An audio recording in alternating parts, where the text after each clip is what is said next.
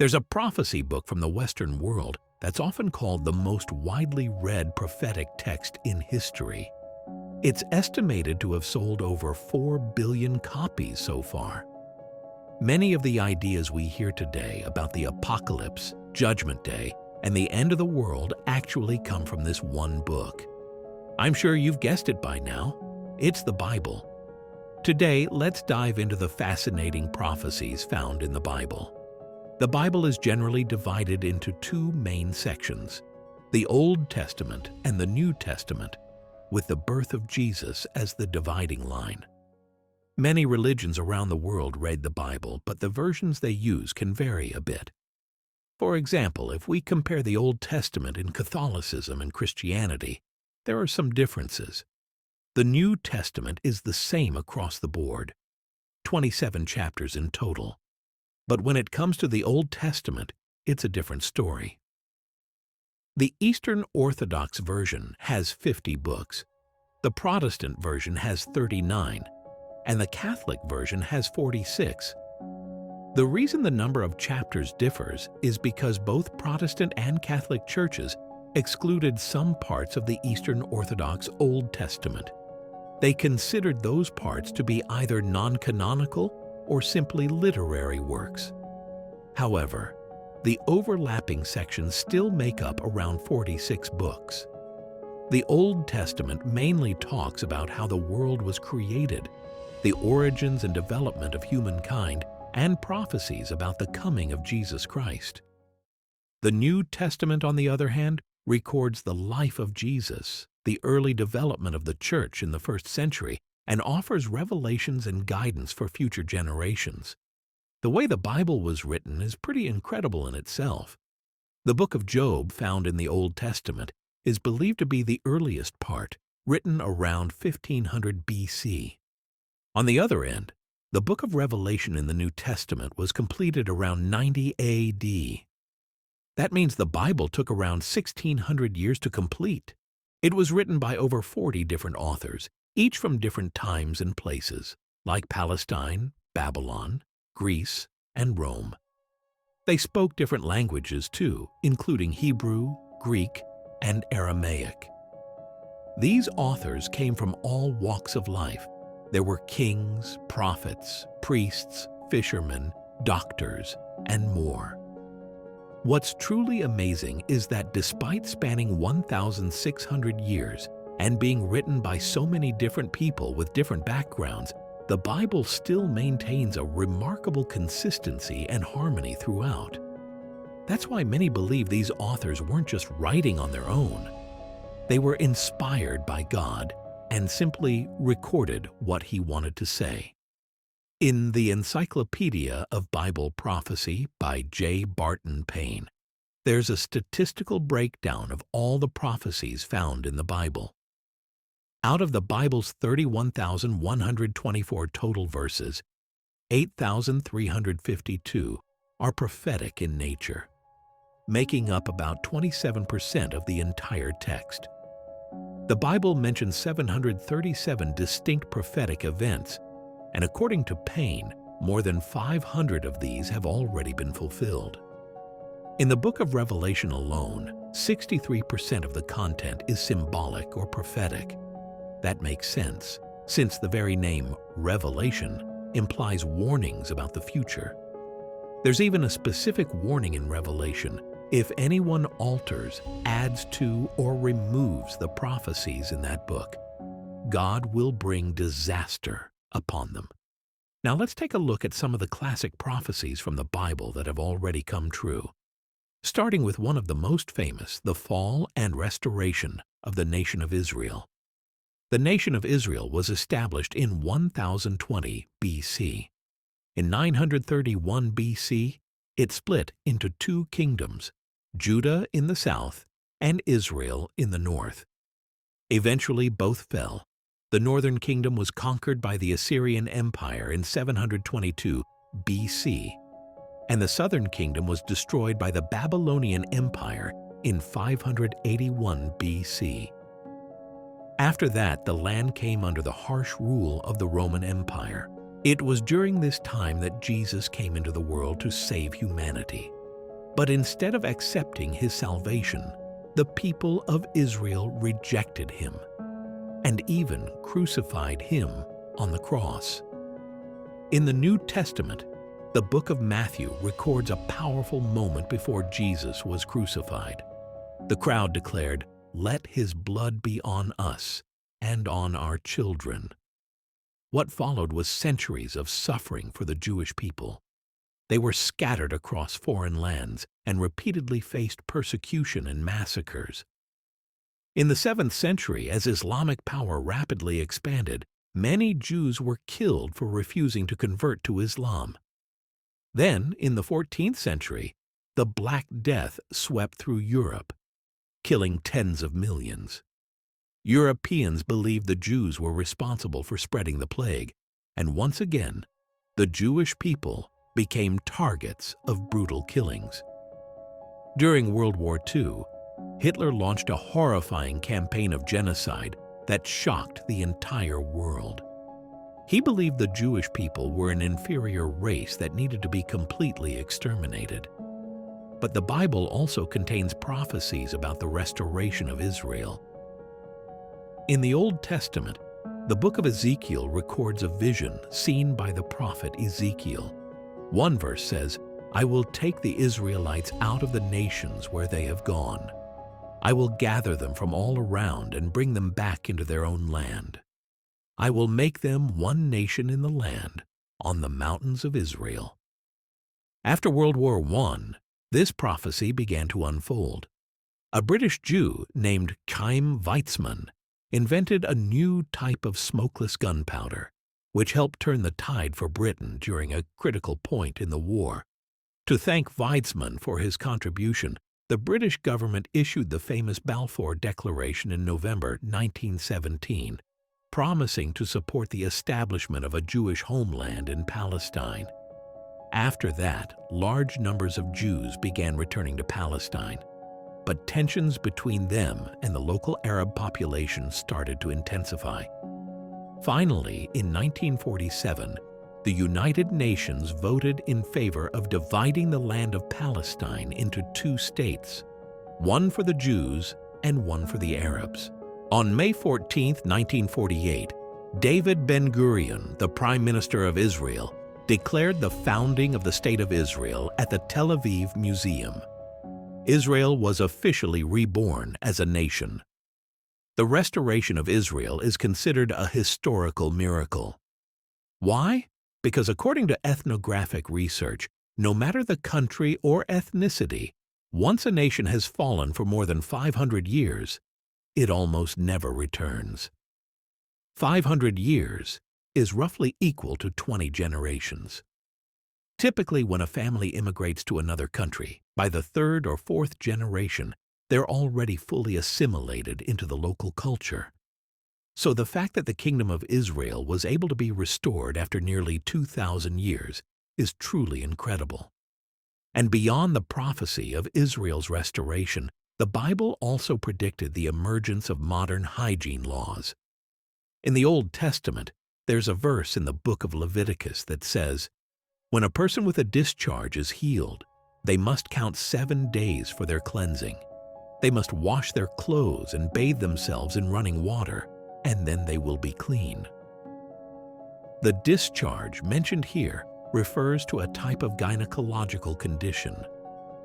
Up until the 19th century, people still washed their hands in basins and bathed using water from buckets, not running water. Because the water was stagnant, invisible bacteria would easily multiply in it. It wasn't until after World War II, in 1948, that the World Health Organization was founded. It quickly introduced a series of international conventions and agreements that led to major advances in public hygiene laws. Today, washing hands with running water during outbreaks of infectious diseases has become a basic global health standard. In addition, the Old Testament also predicted the concept of quarantine. In the book of Leviticus, there's another verse that says, "As long as they have the disease, they remain unclean. They must live alone. They must live outside the camp." Even as late as the 14th century, when the Black Death swept through Europe, people had no real understanding of isolation. Those infected still lived and ate with their healthy family members. Back then, people believed the disease came from evil spirits or bad air. But in reality, the Bible had already pointed out long ago that the most effective way to fight infectious diseases is isolation. The Bible also contains prophecies, many of which are believed to have come true, about the fall of Babylon, the invention of airplanes and trains, earthquakes, pandemics, and even nuclear weapons. I won't go into detail on all of them here, but these are just a few examples of prophetic verses found throughout the Bible. Even though the wording is often symbolic or cryptic, the messages are there. And beyond the obvious prophecies, there's another kind of hidden message in the Bible, something known as the Bible Code. As early as the 14th century, there was a devout Jewish rabbi named Rabbi Bachia. He was so devoted that he carried a Bible with him everywhere he went. One day, while he was taking a bath, he suddenly had a flash of inspiration. He immediately got dressed and grabbed his Hebrew Bible, the one he always read. While studying the 5 books of Moses, he discovered something unusual, a hidden pattern within the text. If you picked out one letter every 7 characters, words of Torah would begin to appear repeatedly. And Torah is another name of 5 books of Moses. This discovery fascinated him. He called this phenomenon equidistant letter sequences, or ELS for short. From that moment on, his discovery sparked a widespread interest in decoding what became known as the Bible Code. Among the scientists obsessed with decoding the Bible Code, the most famous name is undoubtedly Isaac Newton. While Newton's groundbreaking contributions to science are known around the world, what many don't realize is that he was also deeply involved in theology. After his death, when scholars sorted through his remaining manuscripts, they were stunned to find that over 60% of his writings were about theology. Newton believed that the Bible wasn't just a religious text, it was a hidden map of human civilization, and that the future of humanity had already been written within its pages. But after talking about so many prophecies that have already happened, what about the future? Well, the Bible does speak about the future. In the New Testament, especially in the book of Revelation, one mysterious symbol is mentioned again and again. It's known as the Mark of the Beast, 666, a sign of the end times. In the book of Revelation, it's said that during the end times, the world will be divided into 2 major groups. One group will receive the seal of God, and the other will worship the beast and its image. Those who worship the beast will receive its mark, which symbolizes that they've been fully aligned with evil. According to the Bible, those who accept this mark will ultimately be destroyed in a lake of fire. Many people believe that the mark of the beast mentioned in Revelation could be referring to modern-day human microchips. But one example is Elon Musk's Neuralink, and in the episode where we discussed chip implants, we also mentioned Vertip. Human microchips can be used in many ways. Right now, their main application is in healthcare, such as monitoring vital signs and health data. But it's easy to imagine that in the near future, as technology advances, the potential uses of these chips will expand dramatically. Forget sci-fi ideas like telepathic communication. More realistically, human microchips could be used for ID verification, banking, or even everyday shopping. These days, in many places, cash is hardly ever needed. Whether it's taking public transit, getting paid, or buying groceries, everything can be done with just a phone. But in the near future, if all of our identity, banking, and credit information is stored in a microchip, then things like riding the bus, visiting the hospital, paying utility bills, or traveling and shopping abroad could all be handled through that chip. If everyone in the world eventually has a chip implanted, those who don't might find it nearly impossible to function in society. On the other hand, if someone's chip is lost or hacked, it could be catastrophic for their life. According to Bible prophecy, after the rebirth of Israel, the next major events will be the final war and God's judgment. And this end times world war is said to be centered around Israel. The book of Revelation describes a global conflict known as the Battle of Armageddon. In this final war, all the nations of the world will unite one last time to stand against the rule of God. Revelation also says that during this apocalyptic war, a savior figure will appear to bring peace. After that comes God's judgment on humanity, and then God will lead his people into a brand new world. However, the Bible doesn't clearly explain what form this final battle will take. Some believe it could be a nuclear war, while others think it might be a battle between humans and artificial intelligence. But one thing is clear. During this war, the people of the world will come together and fight as one. If it really turns out to be a war between humans and AI, or even humans and extraterrestrials, then the widespread use of human microchips might be seen as an early warning sign before the real conflict begins. Elon Musk has long been a strong believer in the idea that artificial intelligence could eventually destroy humanity. He believes that the only way to survive is to embrace AI and use it to make ourselves stronger.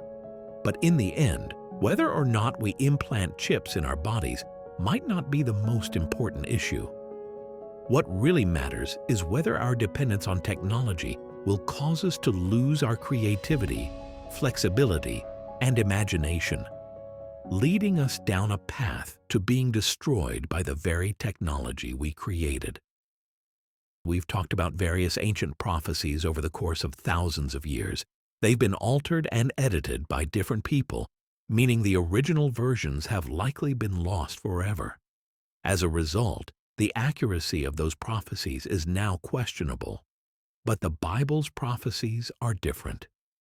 In 1947, an archaeological discovery proved that the content of the Bible has remained virtually unchanged over thousands of years. One evening in 1947, 3 Bedouin boys were herding sheep in the hills near Qumran by the Dead Sea in Israel. As the sun began to set, they started guiding their flock back home. That's when one of the boys, named Muhammad Ed-Diab, also known in the story as Khalil, noticed that one of his sheep was missing. He told his friends, "You guys go ahead. I'm going to find my lost sheep." While searching the area, he spotted a dark cave. Hoping the sheep might be hiding inside, Khalil picked up a stone and threw it into the cave, thinking the noise might scare the sheep into running out. But instead of a sheep, he heard the sound of something breaking, like a clay jar shattering. In that moment, Khalil thought he might have stumbled upon some kind of mysterious treasure. The next day, Khalil returned with the 2 friends who had been herding sheep with him. Together, they entered the cave. Inside, they found clay jars lined up along the walls, some already broken. Excited, the boys began digging through every jar, hoping to uncover gold or treasure. But instead of gold, they found several bundles wrapped in cloth. When they opened them, they saw ancient scrolls inside. To Khalil and his friends, these scrolls didn't seem valuable, certainly not as useful as some meat they could have sold at the market. So they sold the scrolls for a very low price to local antique dealers. Eventually, the scrolls ended up in the hands of archaeologist William Albright, who was stunned by what he had received. He confirmed that these scrolls dated back to over 100 years before Christ, the oldest known biblical manuscripts in existence. The discovery shocked the entire archaeological world. Israel quickly sealed off the site and sent in professional archaeologists. What they found was even more incredible. Many more caves in the Qumran region were filled with ancient scripture scrolls. Through detailed excavations, over 900 handwritten scrolls were eventually uncovered in the Qumran caves. And the most astonishing part? The content of these scrolls was almost identical to the Bible we have today. Because Qumran is near the Dead Sea, these texts became known as the Dead Sea Scrolls, widely regarded as the greatest archaeological discovery of the 20th century. Before the discovery of the Dead Sea Scrolls, the Old Testament was based on what's called the Masoretic text, a version verified and finalized by Jewish scholars known as the Masoretes between the 6th and 9th centuries A.D. Earlier versions of the Old Testament were unknown, as no older manuscripts had survived. But the discovery of the Dead Sea Scrolls changed everything. These scrolls pushed the timeline of the Old Testament texts back by over 800 years, dating all the way to the 2nd century B.C. What makes this even more incredible is that the Dead Sea Scrolls were written before the birth of Jesus, yet they already contain prophecies about the coming of Jesus Christ. This has strengthened many people's belief that the Bible truly holds prophetic power, that it is a set of divine messages left behind by God. But why would God do this? Maybe, as the thinker Josny once said, the script for humanity's future has already been written. Whether the future unfolds exactly as foretold might just depend on the choices we make today.